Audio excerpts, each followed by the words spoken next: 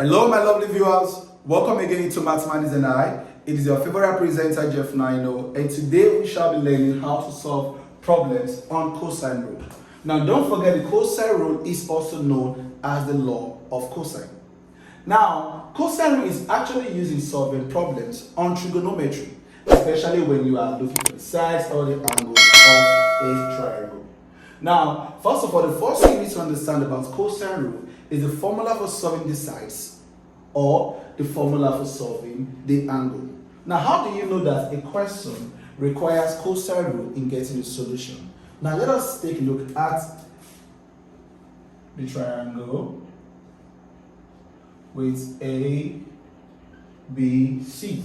Now, these are the angles, okay? And the sides facing the angles are known as the small letters of the angle. So if here is angle A, here becomes small letter A. If here is angle B, and here becomes small letter B. And of course, if here is angle C, here becomes small letter C.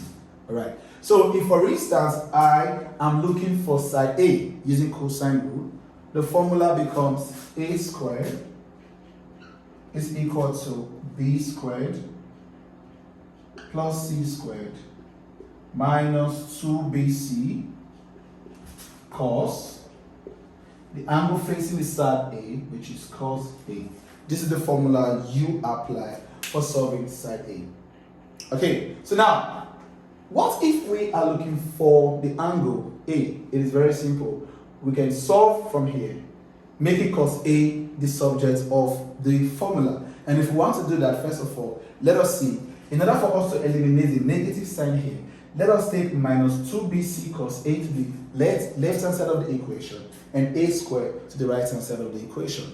And of course, if we should do that, if minus 2BC cos A crosses the left-hand side, it becomes a positive 2BC cos A.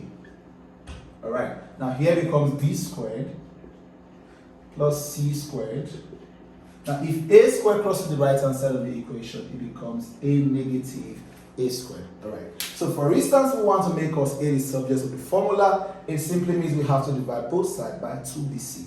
And if we do that, here becomes over 2BC, and here becomes over 2BC. Alright, now when 2BC should cancel out 2BC, I have cos A, 2B, B squared, plus C squared, minus A squared, all over 2BC. Alright, so you see, of course, if we now want to make A the subject of the formula, here becomes A becomes the cos inverse of the whole of this here.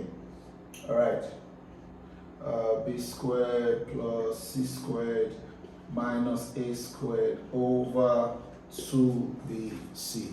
Okay, so now this is how you solve for the sides and the angle using cosine rule. But today's video, we have two questions which we are going to be solving. Alright, now with these two questions, you'll be able to understand better how you can actually use these formulas which we just gave on the board. Okay, now if this is the first time joining us, please don't forget to subscribe to our channel and also help us to share our videos. So yes, you can get the students that actually need this particular topic. Okay, question number 1 said we should find the value of x given the angle facing it to be 60 degrees and line AB to be 10 centimeter and line AC to be 6 centimeter. So here we are looking for the side, so we are going to apply the side formula. So if apply the side formula, we have x squared is equal to, now this is B, here becomes B squared plus C squared minus 2BC cos A, which is the angle facing X. Alright, now let us substitute the values here. So here still remains x squared because we are looking for x. Now our B here is 6, so we have 6 squared plus our C is 10, which is 10 squared, minus 2 into the bracket of B, which is 6, and C, which is 10, cos A, which is angle A, is 60 degrees. Correct. So now without wasting time, let us proceed. Here becomes x squared is 6 squared simply means 6 times 6, which is 36, plus 10 squared makes 10 times 10, which is 100, minus 2 times 6 gives us 12, and of course 12 times 10 gives us 120 into the bracket of cos 60 is a special angle, right? And cos 60 is simply the same thing as sin 30, which is 1 over 2 or 0.5. So let's use 1 over 2 as the case may be. Alright, so here becomes x squared is equal to 36 plus 100 gives us 136, minus 120 multiplied by 1 gives us 120, and 120 divided by 2 gives us 60. Alright, so here becomes x squared is equal to, if we should take away, what's it called?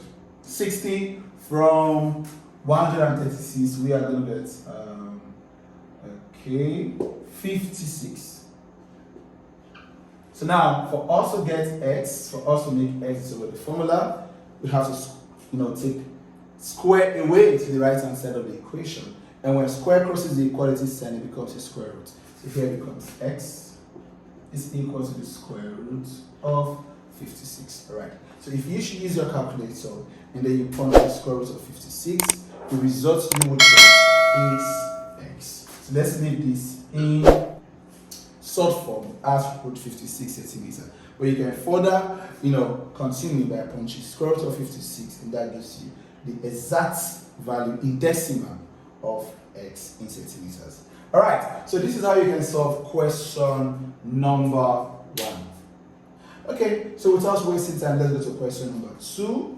And in question number 2 here, we were given 5 centimeters, but we were told to find angle A, which is the angle facing the side 5 centimeters.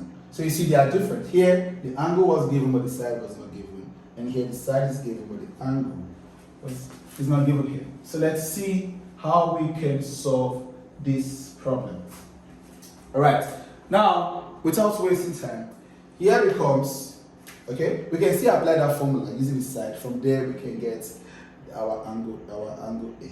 So here becomes a squared is equal to b squared plus c squared minus 2bc cos A. Alright, okay, let's go. Now, A now is the side facing capital letter A, which is the angle, and it gives us 5. So here becomes 5 squared is equal to B here is 3 squared plus C here is 4, which is 4 squared, minus 2 into the bracket of B is 3, C is 4, okay, and cos. Here, C remains A because we are looking for angle A. Okay, now 5 squared means 5 times 5, that gives us 25. 3 squared means 3 times 3, that gives us 9. Plus 4 times 4 gives us 16, minus, now 2 times 3 gives us 6, and 6 times 4 gives us 24. So here it becomes 24 cos A. Alright, good. Now here becomes 25 is equal to 9 plus 16 also gives us 25 minus 24 cos A. Yes. Now first of all, collect like terms. 25 crosses to the left hand side of the equation, and so here we have 25 minus 25 is equal to, here we are left with minus 24 cos A.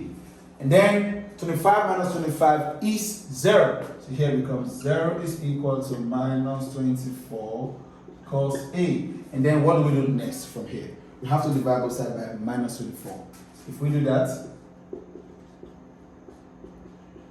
now minus 24 cancel out minus 24. What do we have?